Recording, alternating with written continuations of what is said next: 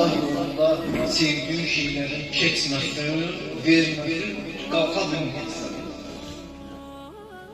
Ona göre Allah her zaman o insanın sevdiği şeyler için onunla sen imtihan edir.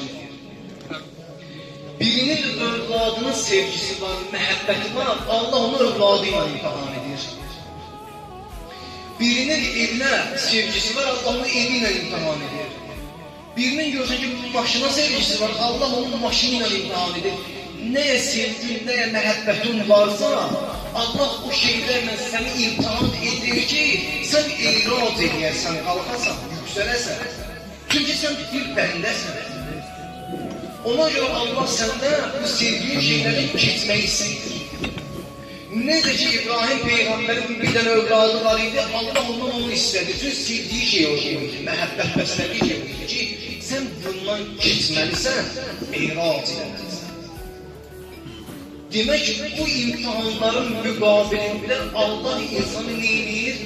Bəndə olmaq üçün sınavdan keçirilir.